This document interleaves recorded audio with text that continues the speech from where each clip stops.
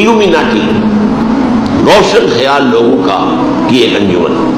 یہودیوں نے جن ریشہ دوانیوں کے ذریعے سے عالم عیسائیت کو فتح کیا، یہ تو آپ دعا کریں کہ میں اس کو تحریر میں لے آؤں، اور یہ مضمون جو ہے بہت انفارمیٹیو ہے، بہت ضروری ہے، اور خاص طور پر تفسیر قرآن کے بھی ایک مسئلے سے بحث کرتا ہے کہ دو آیات میں بظاہر ایک لطیف سا تضاد ہے، اس کو کیسے حل کریں۔ لیکن اب میں آپ کو بتاتا ہوں، ان کی ذرا ہوشیاری دیکھیے۔ ایک طرف یہ عالم عیسائیت کو اپنے شکنجے میں لے رہے ہیں، دوسری طرف پوری دنیا کے اندر بھی ایک گھیرا ڈال رہے ہیں۔ وہ کیا ہے؟ 1776 میں انہوں نے بنایا آرڈر آف الومیناٹی، اور کیا کرتے تھے؟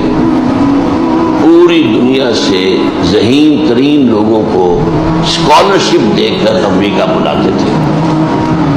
یہ روڈ اسکالرشپ مل رہا ہے، اور جو آدمی خوشی سے، جو آپ اپنے آپ میں نہیں سما رہا، مجھے وظیفہ مل گیا، وظیفہ مل گیا، وظیفہ مل گیا، امریکہ جاؤں گا، امریکہ جاؤں گا، تعلیم حاصل کروں گا، پوری دنیا سے مختلف فاؤنڈیشنز، ذہین ترین، ظاہر بات ہے کہ اس میں پھر چناؤ کرتے تھے، ذہین ترین لوگوں کو لے لینا، انہیں وہاں رکھ کر برین واشنگ کریں۔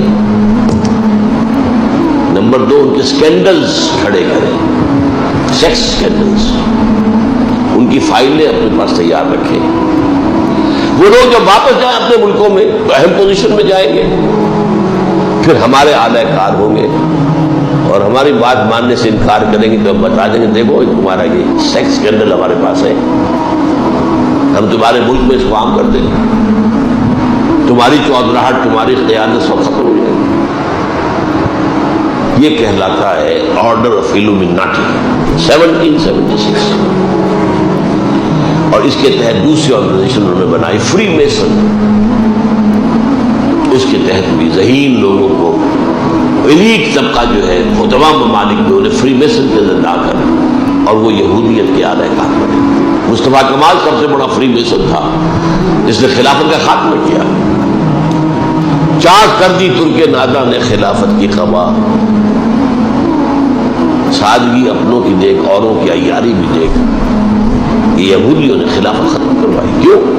سلطان عبد الحمید خان سے انہوں نے کہا تھا آپ ہمیں فلسطین میں آباد ہونے کا حق دے دیں، آپ کے سارے قرضے ہم معاف کر دیں گے، ساری چیزیں یہ ہو جائیں گی۔